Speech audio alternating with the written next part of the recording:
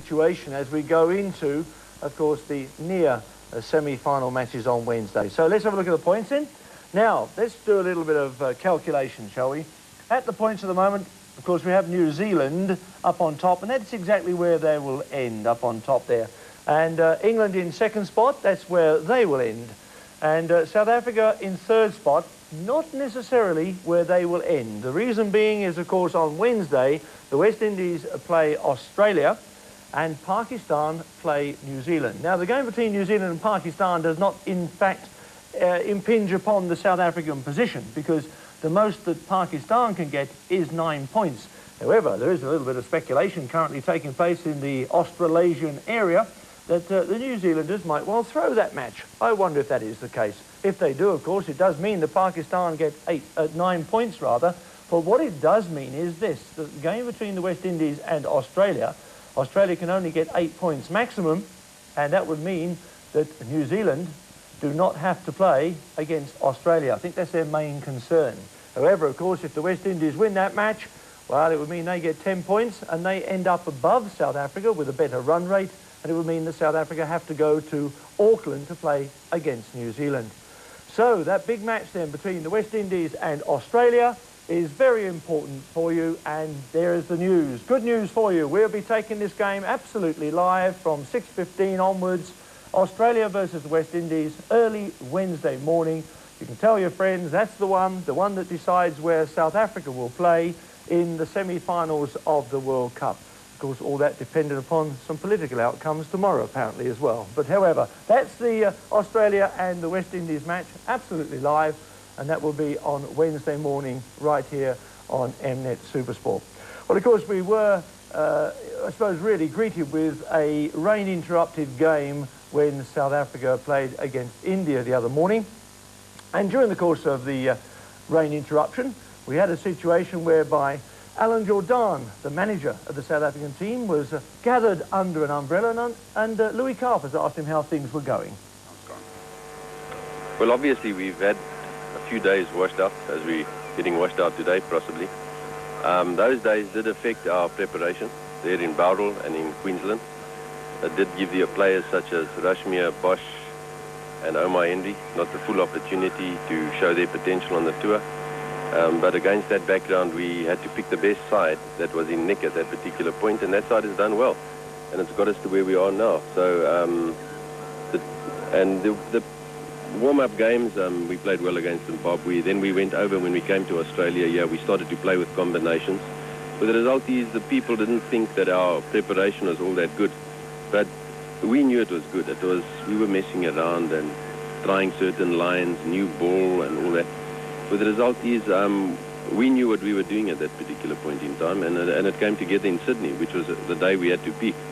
Fell a bit apart in New Zealand. That was inexperience, I've got no doubt about that. None of the players, including Kepler Wessels, that ever played in New Zealand, the pitches there were terribly slow, and I've got no doubt that if we went back to New Zealand for the semi-finals, you would see different tactics on our part. And we did try different tactics when we played Sri Lanka. I mean, then already we altered, but we never altered sufficiently, and we didn't apply ourselves as we could have.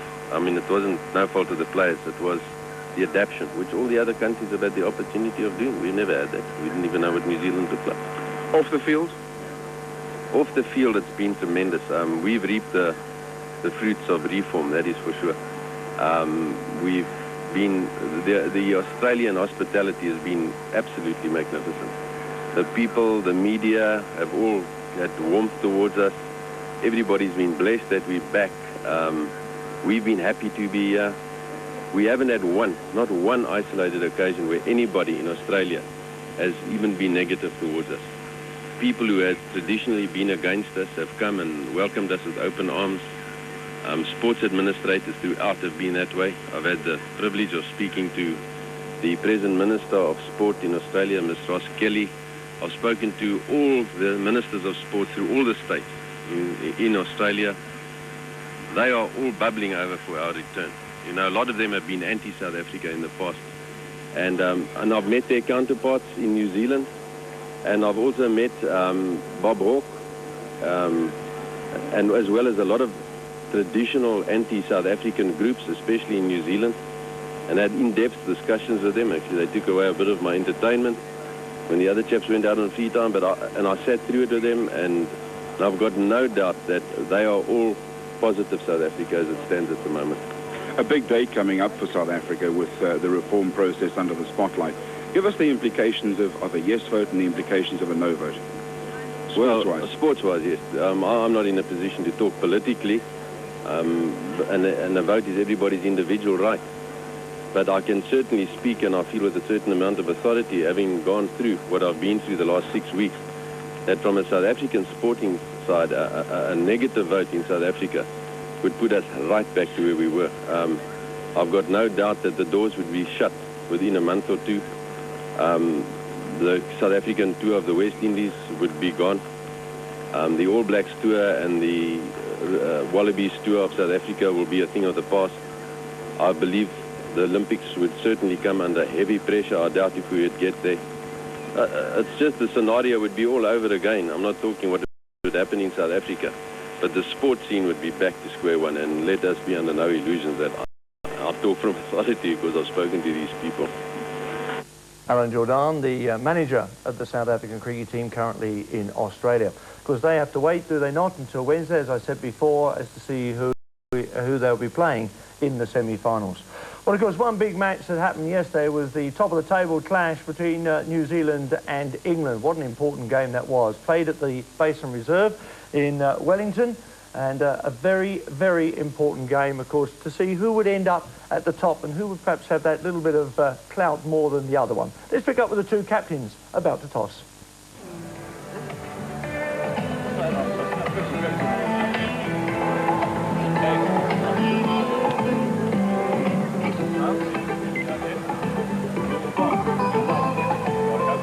Barton Crowley won the toss, and you're going to have a bowl.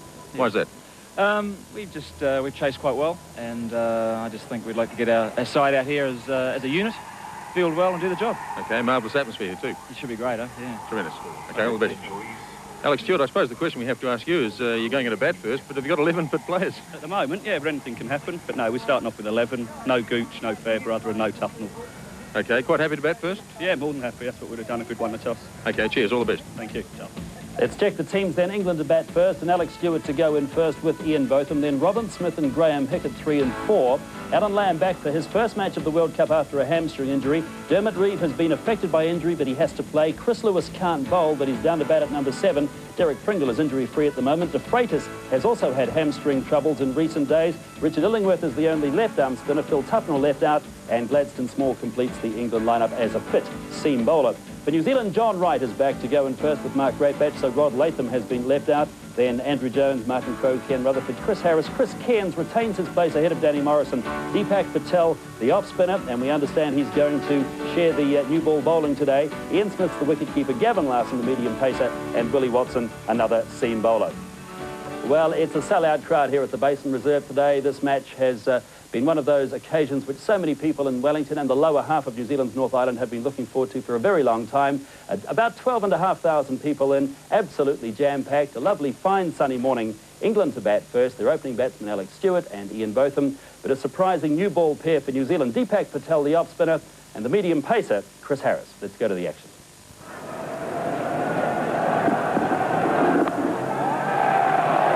And there's the first runs of the very important match between England and New Zealand, and rather strangely, a misfield produces the first runs.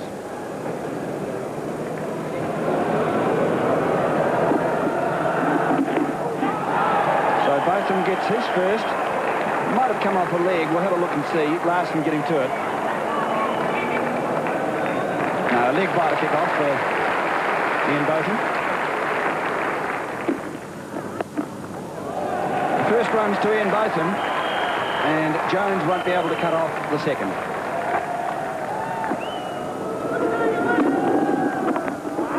Down fine, and there's no fine leg, so Watson will have to chase it all the way, but won't get it. The first boundary of the innings, and it's been struck by Ian Botham. Yes, well, that ball would have been drifting well down the leg side, and really, he's just got that very fine. Of course, the fine leg, as you say, Peter, is up in the circle.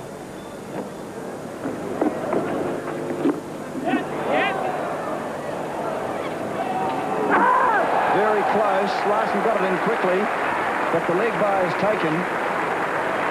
Good running from Stewart and Botham.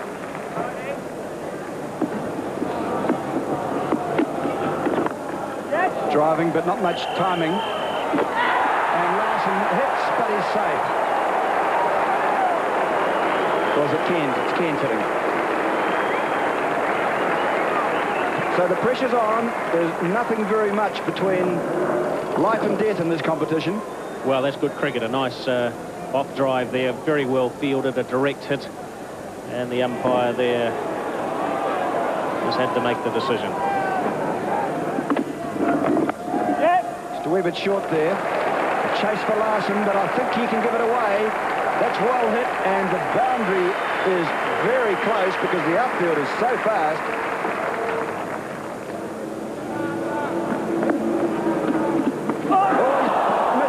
Smith.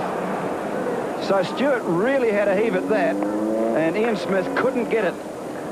And that ball turned quite sharply, very sharply indeed, as Stewart came down the wicket for a big on or off drive. Look at that. Well, Ian Smith normally takes those. And the beefy Botham just 8 from 24 deliveries.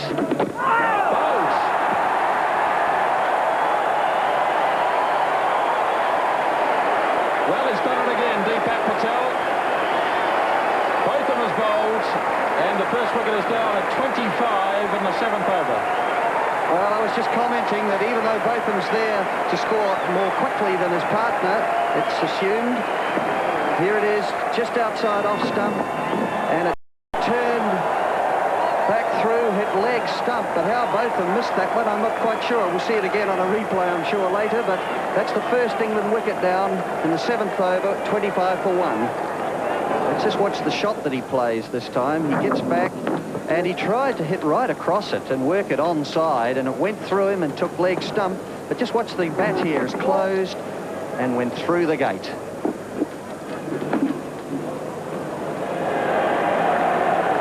Larson chasing this. Outfield very quick indeed. And Hick is underway. With the 2 runs, Martin Crowe joins in the applause for Deepak Patel.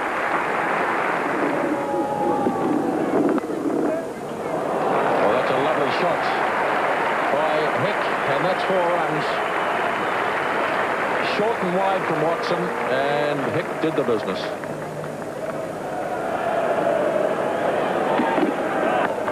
Pulled away by Hick, good shot, should go all the way. Starting to labour a bit, but makes it.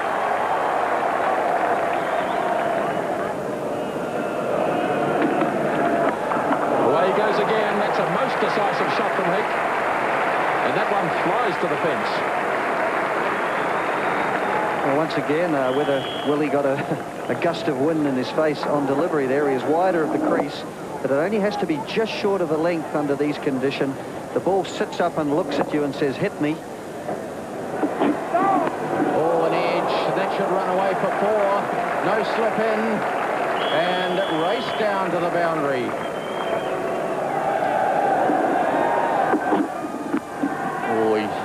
Not too convincing with that shot. He gets a run anyway, Stewart.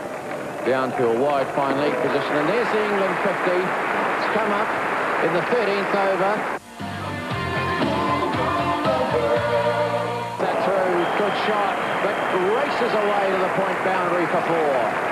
Well, you don't often see a batsman square cutting off the front foot, which was what Stewart did then, and that, of course, is an indication of how very slow this pitch is.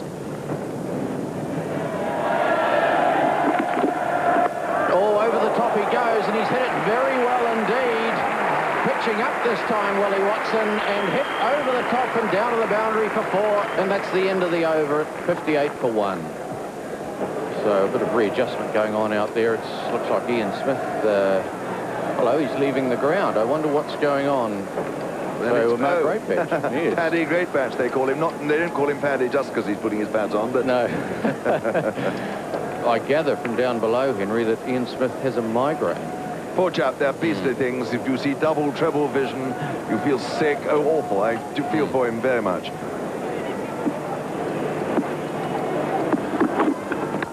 Oh, cracking and a big shot, stroke again. marvellous. Alex Stewart cracking it away through the covers for 4. Over-pitched by Cairns, a little bit of room outside the off stump, and bang. And I tell you what, all British listeners, goodness, charge your glasses out for that one. That was marvellous.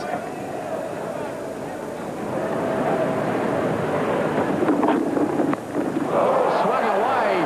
Big shot here. Is that 6? Yes, it was 6. I think it is. Just over the rope. Graham Hick swinging it away, a little short, but he picked it up beautifully. Oh, it's well played. Hick judging that beautifully. And look at the pace of the outfield. That was a magnificent stroke.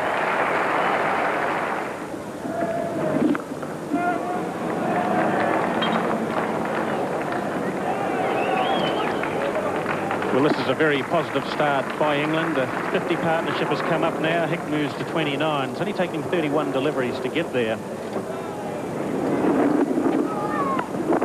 So Gavin Larson has the first runs taken from him, and it might be a boundary. Rutherford chasing it, but they'll give it away. Patel too.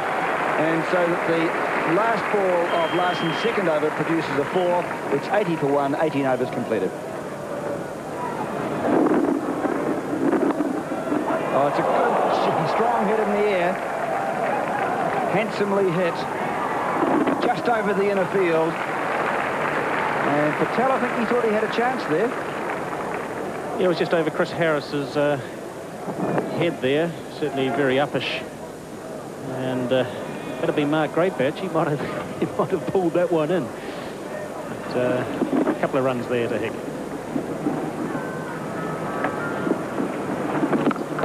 It's a big shot, and it's going to go all the way through extra cover.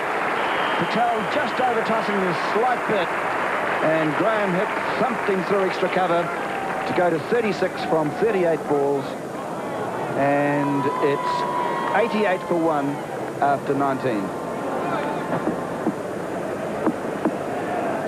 Larson starting in the first over after drinks, and that's pulled away by Alex Stewart down behind square, and that's running away for 4. Willie Watson has no chance of stopping that.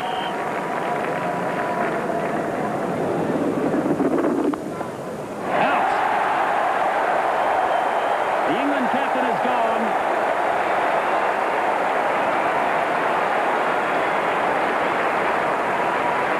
Alex Stewart looking to force the pace.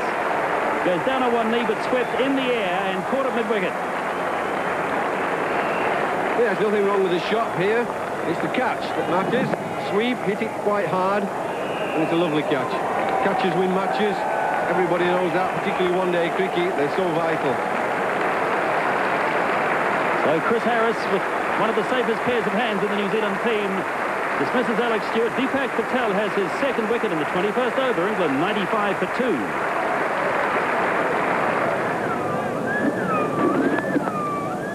Well, Smith has his first run now, down to long on. Ken Rutherford, the fieldsman down there. And so Robin Smith is underway. And Hick turns it away to bring up England's 100 in the 24th over. And in fact, they're 100 for 2 at the end of that 24th over. So the big crowd into the Basin Reserve will be interested to see that Andrew Jones is going to take over. So New Zealand are going to continue with spin, which may not please Mark Greatbatch, the keeper. Well, that's short. That gets the treatment, but there is a man out there. Rod Latham, the 12th man.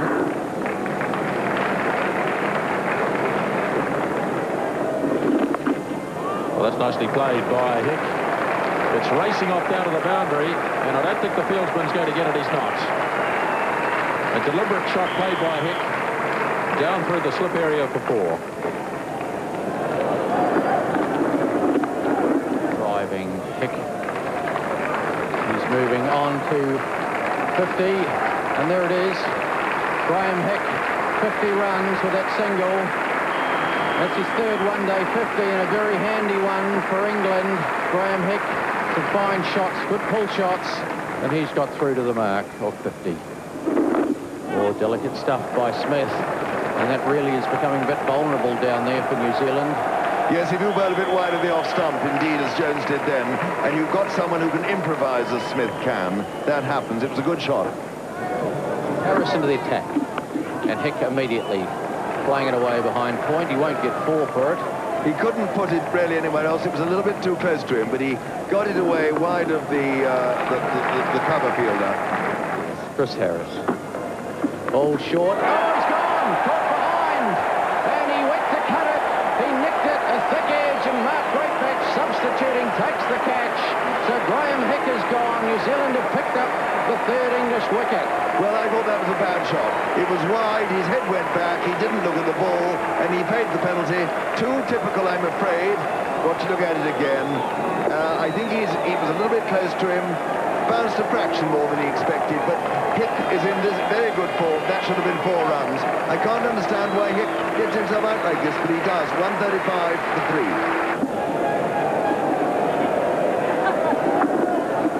3. And he gets a run. Again, a little short and a little wide, and he picks up a very comfortable single, and so Andrew Jones coming in. There's Smith going high over backward point. Larson won't quite get to it. And Harris's first ball of the 35th over has produced an aggressive shot and a successful one from Robin Smith. Yes, it was. He really turned that inside out, didn't he? And, of course, the man sweeping on the boundary there was always going to have to chase it. It was always going further away from him, spinning away. And that's a big boundary. Good shot, too, by Robin Smith. And he's dropped. Lamb had a wee flirt, and Greatbatch, the part-time keeper, wasn't able to hang on to it. That could be a big blow for England. Yes, well, Alan Lamb, he does survive there wide, not quite across to it. The shot was probably on all the same, but Greatbatch made a valiant attempt. But, of course, he's a big man, Greatbatch.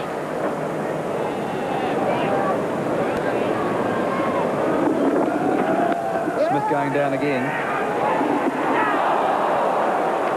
Yes, well, Jones just a little bit slow again there at mid-on. He didn't really attack the ball, just sort of waited for it to come, and he's got to be a bit quicker.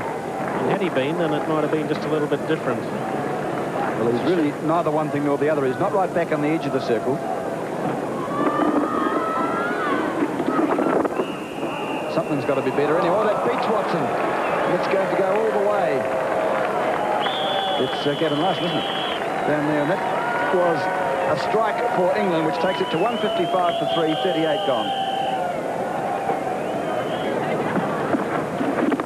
Lamb goes over the top.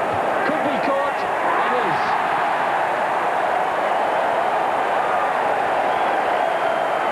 Patel takes the catch. Jones has the wicket. And Smith is out. Well, Smith has been looking to get inside the ball and hit it over in his favourite spot, over extra cover, but there is a long off back and a long on back, and he decided, let's see if he tries to hit it over. Yes, he tried. He got too much bottom hand. He tried to get inside it. He fetched it onside, and Patel was always comfortably catching it. So England now 162 for 4 in the 41st.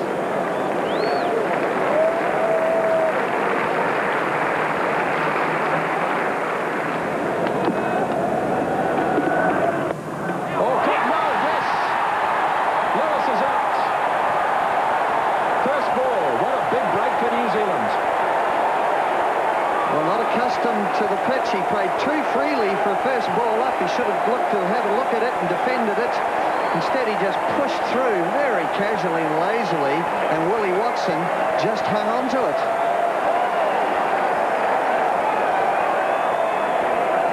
Watch here how it's just short of the length, and look at that, just spooning it back to Watson, and watch Willie here. Look at the juggling act there. Oh, Willie managed to hold it in the end, and so in 2 deliveries, England lose 2 wickets and go to 162 for 5. And a run for Reeve immediately.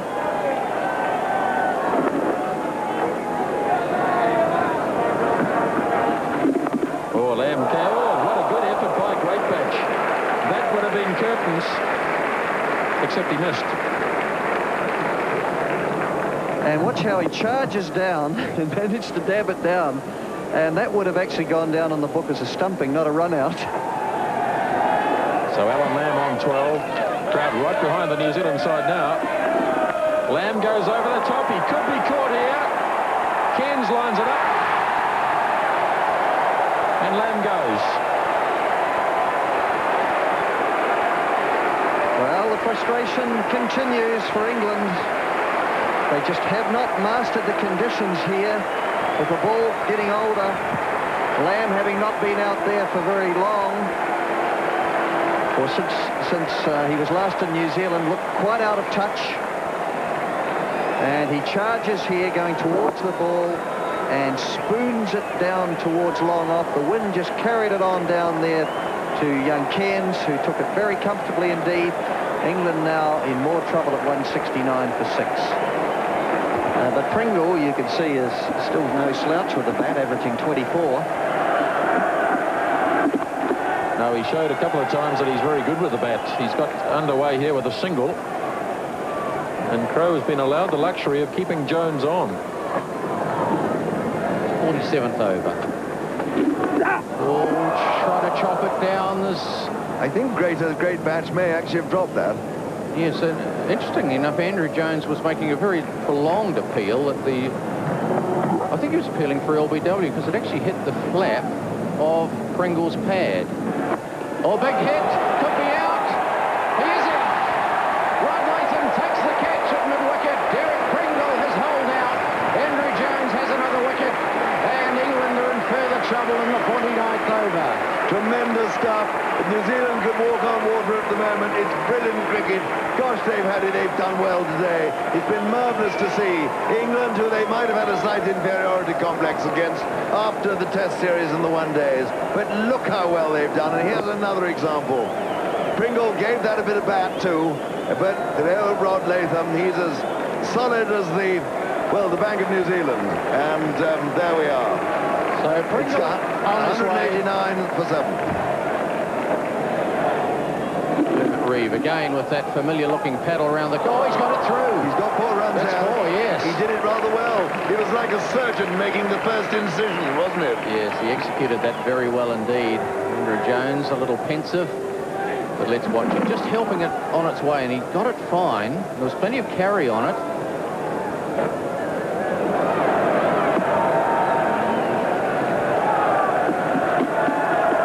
And De Freitas hits in the air. Cairns is down there. He's taken it. So De Freitas is gone. Out for a duck. Holding out down at long off. And New Zealand can do no wrong at the moment. Yes, it's marvellous, isn't it? They're going to have a wonderful lunch, New Zealand. Everything's coming off. England are getting underneath it. There was a bit of a slice in that. And so we got 5 more balls to go. But there we are. The weight was all wrong. It's sliced off. And Chris Cairns is even safer than the Bank of New Zealand. There he is, taking it now in the classical manner in front of his chest. And so, 195 for 8. And there we are, the Manhattan. It hasn't made much progress, really, has it, Henry? Well, I don't think England were very pleased. I mean, that's not as tall as Big Ben, is it? They're a bit disappointed in that, I think. And 1 run to Illingworth to get him underway. And Reeve hoiks him round. He gets it straight to Crowe, and they'll only get 1. He rolls it back to Harris. So the innings has ended. The round 200 is achieved. And the players make their way off, and the crowd give them a big hand. Well, a wonderful, wonderful piece of cricket for New Zealand. They bowled as well as at any time in the competition, and they must be the favourites to win this one now at the halfway stage. Yes, New Zealand did marvellously well, and England scored exactly 200 in their 50 overs, a run rate of exactly 4. So New Zealand's target to win 201. 200 for 8. Things were going along very well for England when Hick and Stewart were together. It was 95 before that second wicket fell. And then when Graham Hick was out with a score at 135, England never really recovered. Robin Smith batted very usefully, but struggled on the slow wickets. Alan Lamb didn't get going today. His first match back after a long breakthrough injury. And Dermot Reeve played a useful little hand at the end to score 21 from 26 deliveries. 200 for 8. the England score in 50 overs. Deepak Patel and Chris Harris opened the bowling. Chris Harris was there at the end as well, and both of those bowlers took 2 wickets. 2 wickets also for Willie Watson. He took some stick early on from Alex Stewart and from Graham Hick, but he came back well. Chris Cairns struggled again today, sadly for him. The faster pace on the slower wicket meant that he wasn't the most effective New Zealand bowler, but Gavin Larson and Andrew Jones, with their slower pace bowling, certainly did a fine job for New Zealand again. Match underway. We'll get one, and that brings John Wright back on the side today. Rod Latham not playing, and that'll be interesting to see just how he gets on.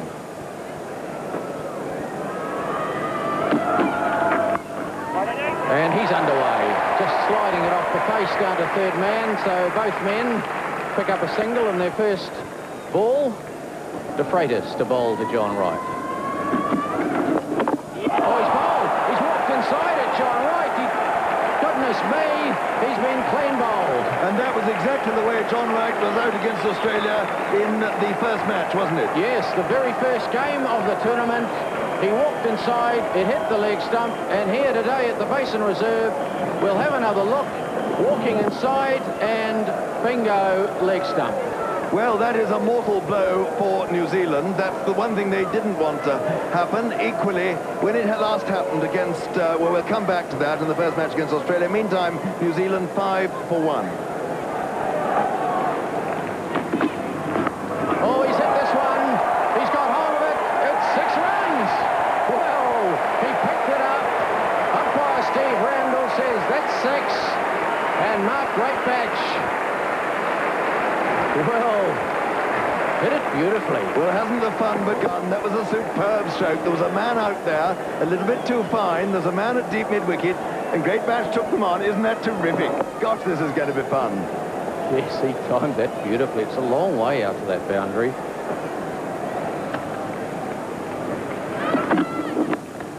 Well, the Sri Lankan supporter is outside the ground, but Andrew Jones inside, strokes this one into the covers. No real power, but he timed it well, and they're going to come back for 3. This is good running.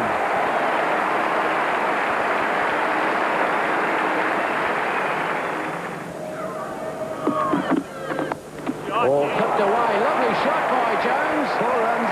That's 4. He timed that beautifully. Angling down the leg side, clipped away. So 4 more to Jones. Into the over, 20 for 1. Loud appeal for LBW there against Mark Greatbatch. But umpire Robinson from Zimbabwe says no, and a leg bye is taken. Welcome back, Richard. Yes, Grant. Well, Freitas was very keen on that. And that's not a bad shout. Perhaps just fractionally outside the off stump. A little bit of doubt there for the umpire. Ian Robinson given in the favour of the batsman. Big hit. He's got under it. He should be all right. And he gets 2. Well, he certainly got under it.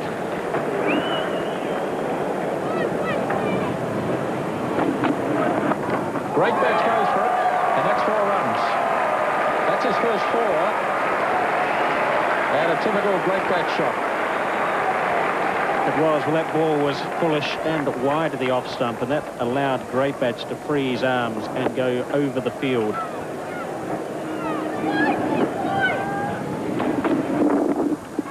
Nicely deflected away by Jones. Long chase there for Hick. Greatbatch is coming for his 3rd. That's well run. It's a long way out there. He's hit it straight, and he's hit it for 4. Well, that's a lovely straight hit. And Steve Randall was very lucky he didn't wear that in the face. He had to get away from that very quickly indeed. That was hit very firmly by Greatbatch. Uppish again, a bit of bottom hand. We've got his Will Randall. Look at that. Nicely played by Jones. That's a beautifully timed shot. That's going to run away for 4.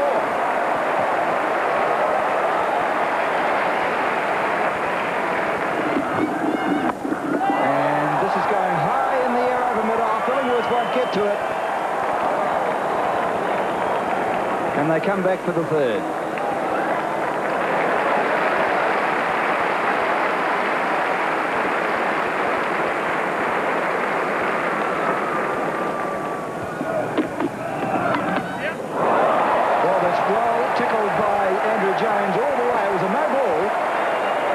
and he just picked it up beautifully. And there's the 50 for New Zealand, and it's only in the 11th over. Jones handsomely through the offside. The chase for Hick, and it'll be touch and go. Hick might just grab it. And they come back for 3.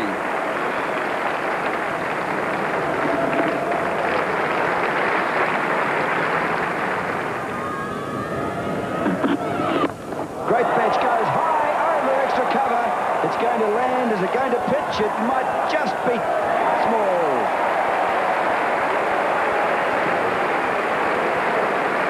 Well, it almost went all the way. It went into the teeth of the northerly or nor'wester that's with us now.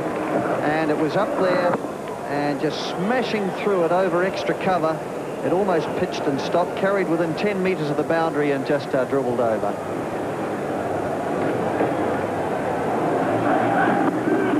Oh, he goes high again. This is hit this well. This is over long on. This is nearly 6. Bounces once. And that's up into the gale too. And so Mark Greatbatch is on his way again. 63 for 1. 12 overs gone.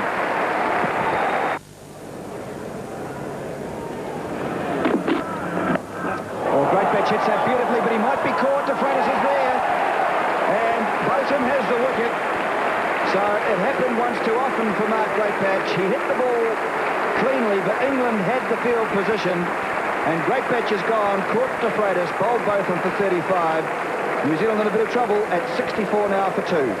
Well, the trap was set by England. They had that fine leg that I pointed out a moment ago, wider for the pickup. And Greatbatch should have known that that's where it would have gone. However, he's done the job again for New Zealand. He's picked up 35 from 37 deliveries, and New Zealand lose their second wicket at 64.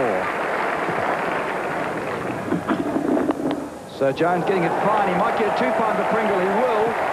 And so the score moves to 68. 68 for 2 after the 14th over has been completed. Yep. Crowe getting his first runs and taking the score on to 70.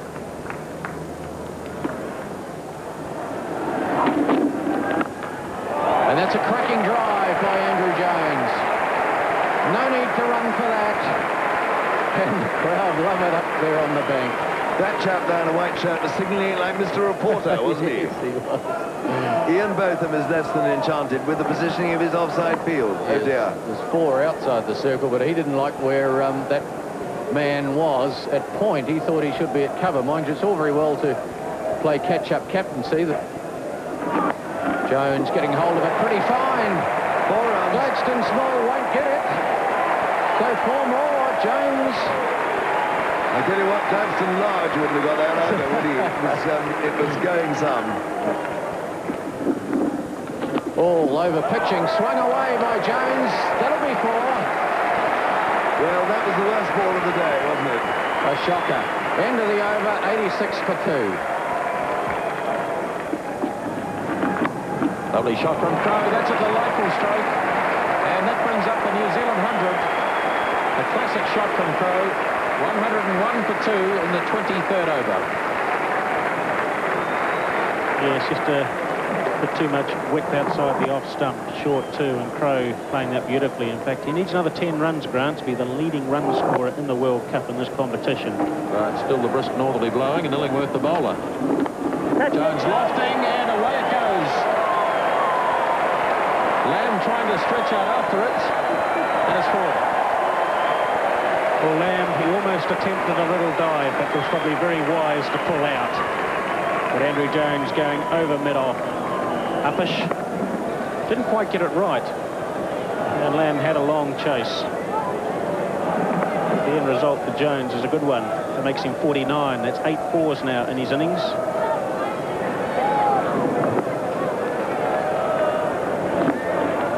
And there's the 50 for Andrew Jones. Lamb has another chase, and they should run 3, and that's another very good 50 for Andrew Jones. His 24th in one-day internationals, and his 3rd in this World Cup. Well, he is a model of consistency.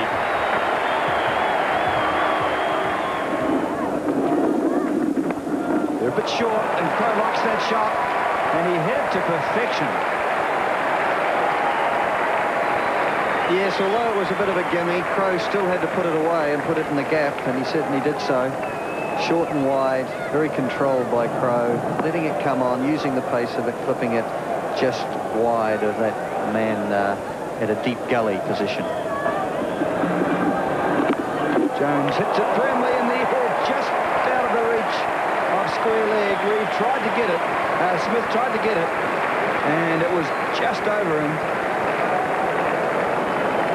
Yes, he hits it very square here, and the man has been brought in. There was a man out there for Crowe. He's been brought up inside the circle. So Jones has moved to 60. Oh, he gets it away past Small this time. That might run it away too. It's been very fast down there. It does.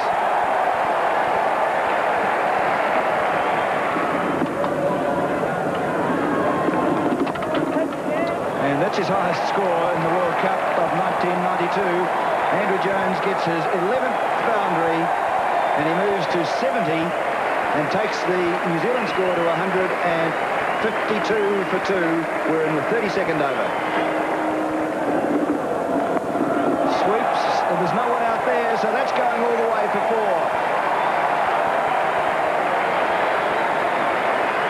Well, Andrew Jones is starting to take it to Richard Illingworth now. He's taken his score to 74. It's 156 for 2, 32 completed. Martin Crowe, Andrew Jones, of course, Mark Greatbacks, they're all in wonderful touch. And there we are, there's the 100 partnership up between these two. Wonderful effort. And the crowd here at the basin are a little bit slow to realise that it's up, but they're now acknowledging it.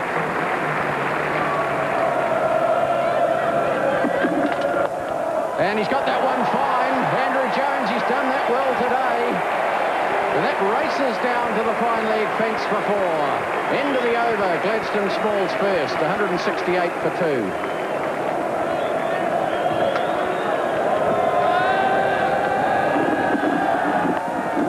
Little short of a length. This could be tight. And, oh, he's out. Yes, that was out. Andrew Jones didn't put his bat down. Ian Robinson signals you're out. And a good throw there, hits the stumps, and perhaps Andrew Jones a little naughty in not sliding his bat, but I'm sure we can forgive him. 78 runs. Oh yes, he's going off to the tremendous clap that he so richly deserves. Listen to it. Graham hit the thrower, and yes, he's out. Almost trying to avoid the throw, but he's gone. And New Zealand are 172 for 3.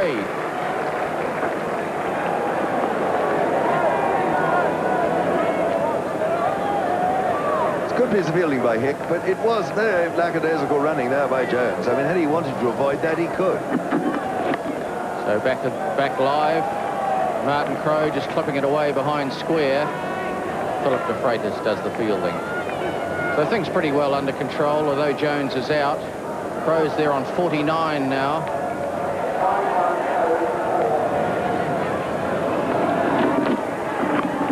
Oh, here's the 50 from Martin Crowe, just dropping it down in front of him, racing through. And Martin Crowe getting a big hand from the Basin Reserve crowd. Another great contribution in this World Cup. What a phenomenal record he has had in this World Cup. And when you compare it to what went on earlier in the summer against England, Crowe's transformation has gone hand in hand with the transformation of the New Zealand side. It's been inspiring stuff, and it's his form that's made him lead the side as well as he has.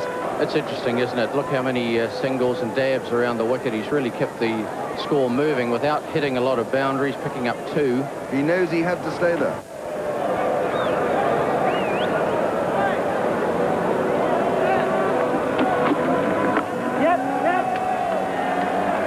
One run to Ken Rutherford. He's underway. They've outplayed the Poms, just as they've outplayed every side they've come across in this competition. It's been quite remarkable. But Martin Crowe smacks that one down the ground. Interesting looking shot, but he placed it. He banged it down just wide of the bowler on the onside, and it raced down there to long on for 4. It was a bit bottom-handed. It wasn't like those lovely pure drives you used to produce, but it's one of those days when everything's going for him. How nice of you, He knew exactly what he was doing. He placed it beautifully and hit it for 4. And Martin Crowe goes over the top again, and he's hit this one pretty well. And 1-2 bounces into the boundary down there at long on. So there we are. Baby's a little worried about the rain arriving. 1-8-3 for 3. Let's take a look at the Worms. The run rate shows New Zealand comfortably ahead, and New Zealand now just 11 runs away from winning. 201 is their target. They're 189 at the moment. The New Zealand team up on the players' balcony looking very content. Looked at one stage earlier this morning as though England were heading for a good total, 230, 240, even more. Now to Freitas, 41st over. Crowe pulls him away, lovely shot, and 4 runs. Yes, well, looks like Martin Crowe wants to get the match over in the 41st over. I suppose the early shower is always the warmest, so why stay out there any longer than you have to? And already got onto that one very well. Chris Lewis having no chance of cutting that one off. What a win. Crowe goes for it, and this could be it. Sailing out to the fence, and New Zealand have beaten England here at the Basin Reserve by 7 wickets and remain unbeaten at the Benson Hedges World Cup. Another marvellous batting performance from New Zealand, and the victory achieved by 7 wickets with 1 ball left in the 41st over. Wright went early, but then Great Batch did the job again. Today making 35, and that work was carried on by Andrew Jones, run out today for 78, and Martin Crowe there at the end for 73, and Ken Rutherford with him. New Zealand thoroughly convincing winners. England had their bowling problems. Pringle couldn't complete his 7th over. He was injured. De Freitas was expensive, but then he's had a hamstring injury recently as well. Botham took 1 wicket, but he went for nearly 5 runs per over. Illingworth did go for 5. Graham Hick bowled usefully enough, but really too expensive. And Gladstone Small, the big surprise was that he came on to bowl so late in the New Zealand innings, and Gladstone Small was one of the few fit bowlers that England had. But New Zealand, by far the better team on the day, and Martin Crowe, the New Zealand captain, picked up a further $3,000 as the winning captain today, and appropriately enough, he got it from a former New Zealand captain, Bevan Congdon. In fact, Wright, he put it nicely, really, when he said that we do owe the England side our best performance, so every player was keyed up to play today and do well, and you know, we really did put on a good show. Well, the other thing about it is people talk about the batting and the bowling, but what about the fielding as well? There's an awful lot of catches being hit high into the deep these days, but they just keep on being snaffled, don't they? Yeah, and that's due to our practice habits. You know, Wally's working the lads well in practice, and we're catching them at practice, and that's obviously important. So, you know, the bowlers, our slow bowlers, are getting the ball, you know, to sort of just not come on, and of course the catches are going in the air. And again, more innovation with Chris Harris opening the bowling today. Yeah, well, I had a funny morning because I just felt like sort of trying lots of things. You know, even bowling first on that wicket was probably, you know, a tad risky. But I felt that we're chasing well, and we worked well in the field first up, so I stuck with that. But I thought Gavin Larson was the key to our whole bowling effort today. He really pulled us back. Superb effort from the local boy. It's great. Well, there we are. The marvellous Martin Crowe. No doubt about that. Well, isn't he playing well? My word, what a great batsman he is. And also, as he said, he thought he'd just try a few things. I mean, what a way to carry on. Brilliant. He bowls Patel as an opener, brings in Chris Harris, a medium pacer, uses him as an opener rather than using Chris Cairns. Super stuff, no doubt about that. A captain who's certainly got some innovative ideas. Well, let's have a look what we're going to be doing over the next couple of days. Tomorrow night, we're going to be looking back a little bit at 9 o'clock just to take some of the highlights that we've seen so far, getting through to nearly the semi-finals of this year's Benson Hedges World Cup. And we'll be showing some of those, some great catches, some great batting, some great bowling for you. In fact, we'd almost call it a marvellous programme for you tomorrow night at 9 o'clock. Super stuff. However, of course, that ends up after the 9 o'clock. I forgot to tell you that. We've got rugby, of course, for you tomorrow night. It's the start of the rugby season. We'll have the night series coming your way, and that will be first. And then we'll be following that just after 10, I think it is, around about that time, with, of course, the Benson Hedges World Cup. 3 games played.